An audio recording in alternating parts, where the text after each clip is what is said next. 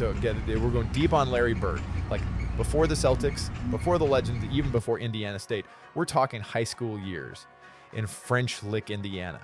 And that's the thing, right? We get caught up in the championships, the NBA stardom, but if these early years, the foundation that really gets me going, this is where it all began. French Lick, Indiana. Not exactly a breeding ground for basketball superstars.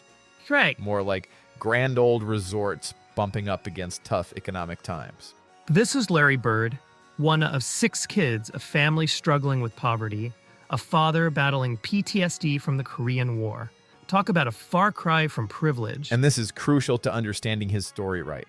This wasn't some kid with every advantage handed to him. No, this was grit. This was fight. This was earning every inch on the court, every opportunity. You know one detail that really jumped out at me from these early sources? Larry's older brother, Mark, gets a basketball scholarship to Oakland City College. Yeah, Oakland City. Right, not exactly a household name, but for Larry. It was a glimpse of a different future man. Proof that basketball could be a way out, a path to something better. That brotherly inspiration is huge. Absolutely. So we start digging into these early days on the court, right? And we're talking like freshman year, a free throw trophy. Sophomore year, nails 2 clutch free throws to win the sectional tournament. The raw talent was always there, but you could almost pinpoint that moment when something shifted. Like he tasted success and it lit a fire. And that's where you really start to see that legendary work ethic emerge. The hours on the court, the relentless drive to improve. P was hooked there. Now, junior year, things get really interesting. There. He's still playing in the shadow of Steve Land, a 6'5" senior who would go on to play for Indiana University. I know, so the pressure was on. Oh, yeah. But here's the thing. Instead of letting it get to him, Larry used it as fuel. This is where he starts to hone that unique skill set. He knew Land was the guilty scorer, so he adapted right. Focused on mastering the all-around game. Became obsessed with the art of the assist. There's even a quote in here somewhere where he talks about loving to see the gleam in their eyes when his teammates would score off his passes. See, even then, a true playmaker in the making. And this is where this local sports writer comes in, Jerry Burge from the Jasper Herald. Now, remember that name because he becomes a big part of the story.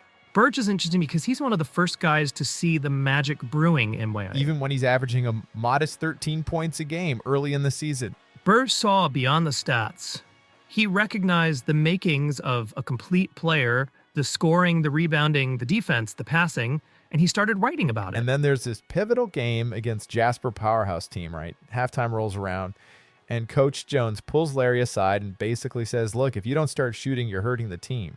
Talk about a turning point. And Larry being Larry, he responds. His scoring average jumps to 16 points a game, on top of the almost unbelievable pen assists. This is when people really start to take note of it. Oh, yeah. The legend of Larry Bird is starting to take shape. But get this.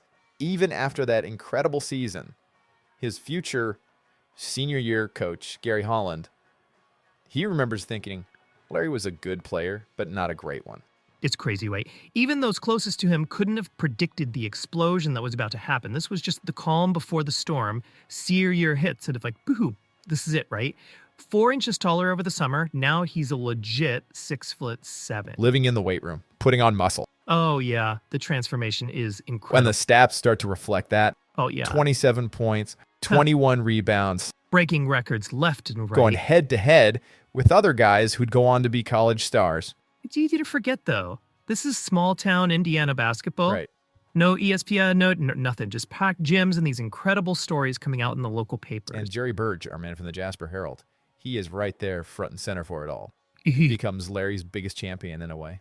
Burge, he really understood what he was seeing. He's got a line in one of these articles about Larry leaving the Nets limp after dropping 42 points in a game. Then follows it up with, 55 the very next game. 55. Unbelievable. I mean, the guy was unstoppable. And the buzz starts to get really loud at this point. Well, yeah, word gets around. College scouts, coaches, they're all hearing the name Larry Bird. Even Bob Knight, the legend himself, shows up at a game. Bob Knight. All right, now you know it's serious. When Bob Knight's in the stands, you know you've got something special. Absolutely. And this all builds up to this legendary matchup. Springs Valley versus Loogootee, January 29th, 1974. Loogootee, undefeated, coached by the one and only Jack Butcher. The gym was packed. I mean, standing room only. Everyone wanted to see this matchup. Larry versus star player Bill Butcher. The atmosphere was electric. Even the opposing coach, years later, he remembers Larry's unique skill set. Said He plays more like a guard. He can shoot from the bleachers. It was a classic. Back and forth the entire game. Larry finishes with 39. Bill Butcher, 41.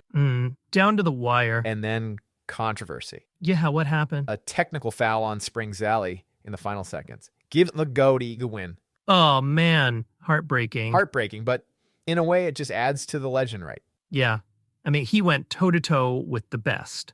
Proved he belonged on that court. But here's the thing. What's that? Despite the incredible season, the buzz, the dominance, Yeah. Larry's left off the Indiana All-State team. No way.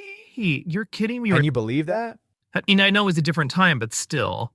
The kid was a star. And this is where Jerry Burge really steps up. He goes on a one-man crusade, basically, writing article after article in the Jasper Herald, demanding that they put Larry on that team. Good for him. Someone had to say something. And thankfully it worked. Public outcry, all the support, it's impossible to ignore. They had to put him on the team. Larry gets added to the All-State team. Finally gets the recognition he deserves. So now I've got this All-State player, a bona fide high school legend. You'd think the next step is obvious, right? Well, you know, the Indiana-Kentucky All-Star game is coming up. The best players from each state going head-to-head.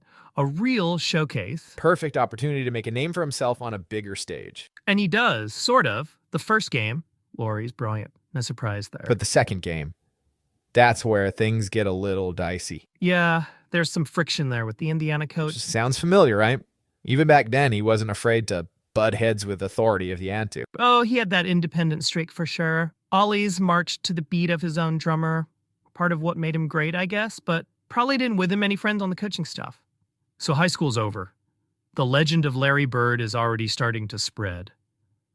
But like you said, there are a few bumps in the road before Indiana State. Right, and in the Indiana University, and that's a whole other story. Yeah, it doesn't really work out. And he ends up back in French Lick. Wow.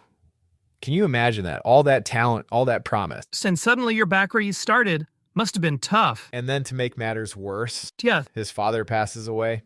Yeah, a real tragedy. I can't imagine what that must have been like for him. Talk about a difficult time. You know, it's a testament to his character. He could have easily given up on basketball, right? Right. But he didn't. Instead, he goes to Indiana State.